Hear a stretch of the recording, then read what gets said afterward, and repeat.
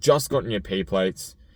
You want a car that's quick but not cooked. You want something that's reliable but not boring. And somehow the Subaru Impreza RS keeps popping up on that list. Is it actually a reliable car, or is it just going to ruin your life and drain your bank account? Let's find out.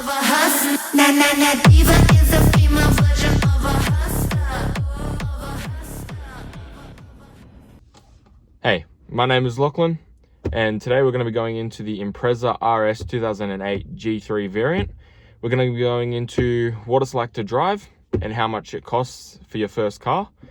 So let's get into it. So this is my 2008 Subaru Impreza RS. It is basically the baby brother to the WRX. Naturally aspirated 2.5 litre flat 4 boxer engine.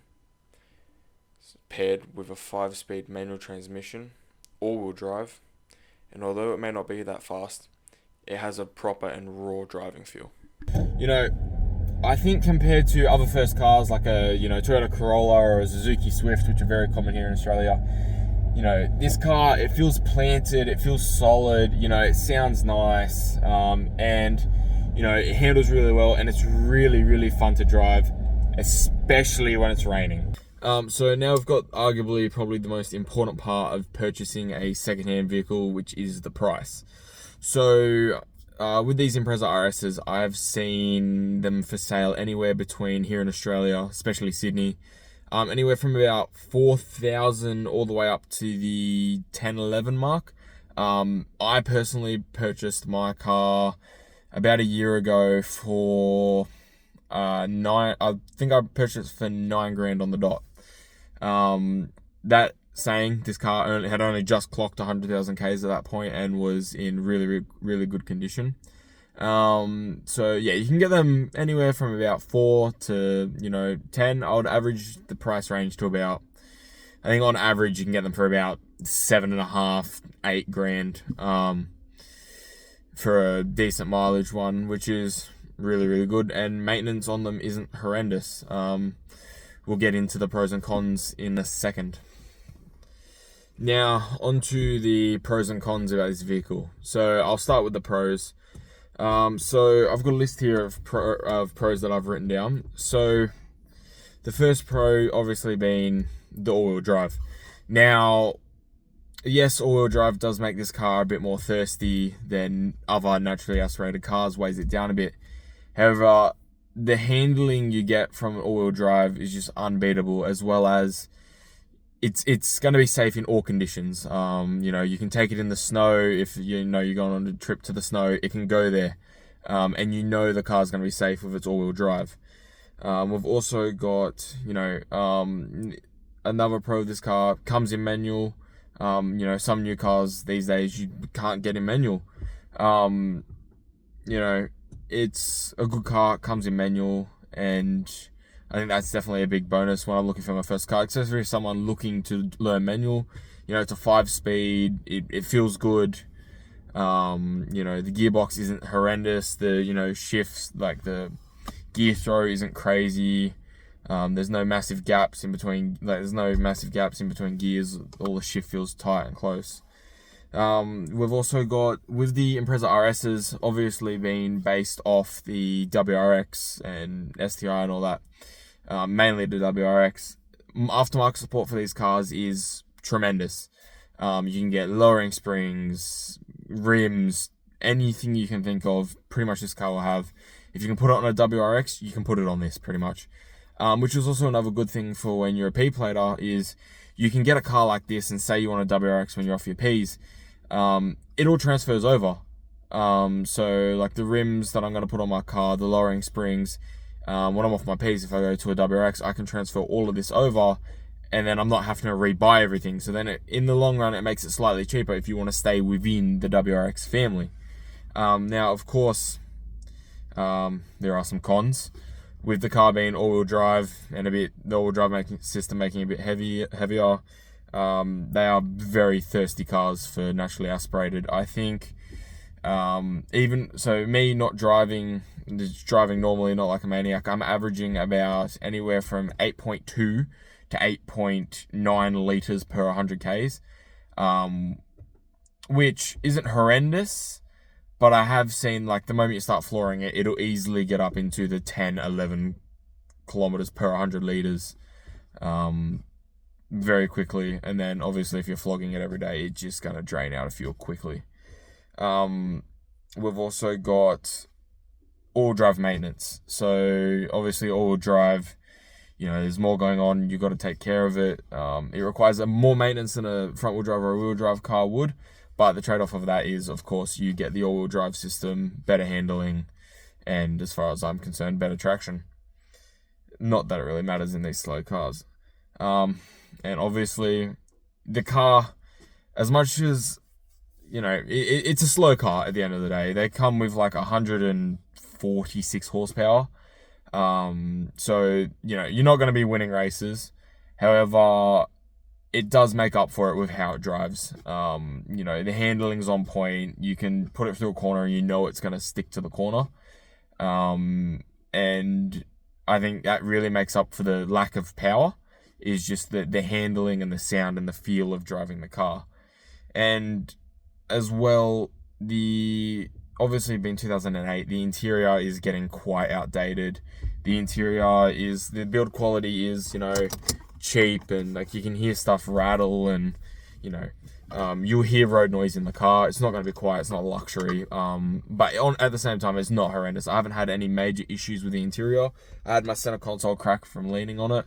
But I guess just don't lean on your center console and that should be alright. And that's about it. Now that I've gone through pros and cons, I actually I thought I'd go through, the Impreza, especially this model, the 2008 Impreza, the G3 hatchback, some of the common issues that you'll come across that you should look out for. Obviously, the notorious Subaru head gasket issue, pretty common amongst Subarus, and it will get common in these cars as the mileage gets up there. I'm at personally 120,000 Ks. Have not had an issue with the head gasket. However, my rocket cover has started to leak. We've also got the good old Subaru EJ burning a lot of oil. Now, this is very common once you start getting over like 120,000 Ks. My car has just clocked 125, and I am noticing that, oil is starting to burn. Obviously not that big of an issue. You can, check your oil, top up your oil regularly. It's not end of the world. We've also got a known common issue in these cars is the clutches wearing out, especially on a manual, mainly on a manual, quicker than recommended by this, like quicker than expected. That usually starts happening after about 120,000 Ks. For some reason, the clutch just starts wearing out a little bit quicker.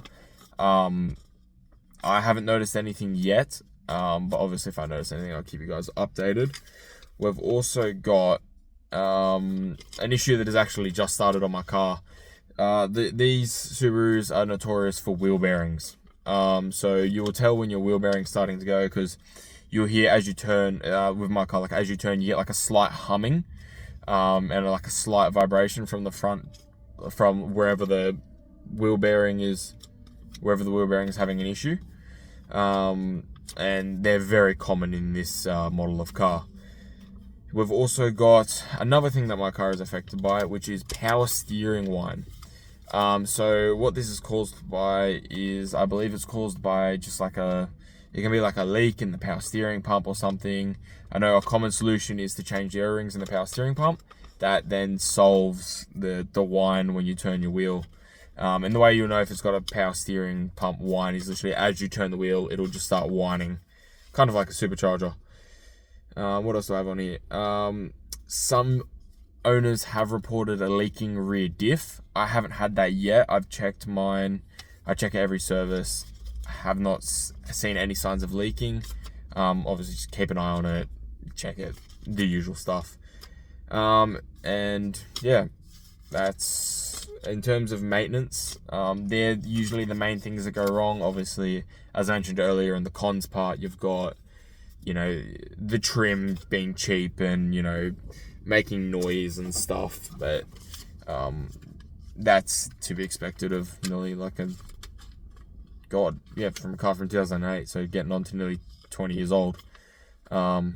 So yeah, that is to be expected. But yeah, overall, and like servicing isn't too expensive. Parts are cheap, like servicing's cheap, so it's not gonna break your bank. I'll actually put a little box here of how much a normal service would cost me. Obviously that's me doing it myself, not getting a mechanic to do it.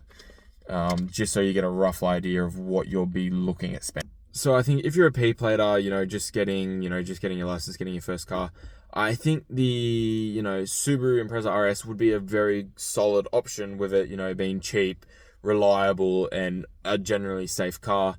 It also allows you to, dabble a little bit into the car community, without breaking the bank and buying, like a Silvia or something.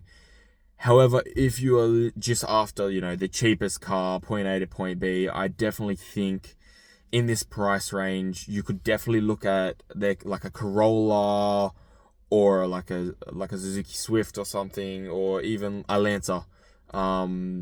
Especially a Lancer is a lot like this, just front wheel drive.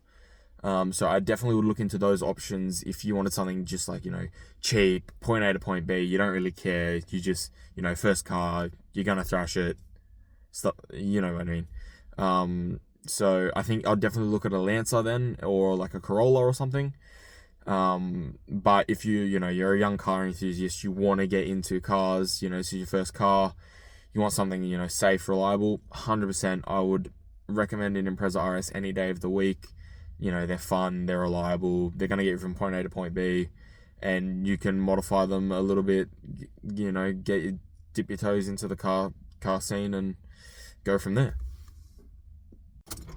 So let me know in the comments, would you drive a Impreza RS as your first car, or would you, go for something a bit cheaper like a Lancer or a Corolla? Let me know in the comments. I'd be interested to see what you guys hear. Let me know your opinions. Also, if you think I missed anything, let me know in the comments below, and I hope to see you guys at my next video. The next video will be going through what I think I would do if I was buying this car again. What are the modifications that I'll do first, and what are the future modifications that I'm planning on this car, as well as a little bit about what I'm planning to do with this channel and stuff. So if you guys do enjoy, obviously, liking and subscribing, that helps me heaps. It helps push the channel out. Even leaving a comment, that will help heaps. Helps YouTube, expand my video to larger audiences, which allows me to keep creating content for you guys. So if you do enjoy, just feel free to like, subscribe, and I'll catch you all in the next one. See ya.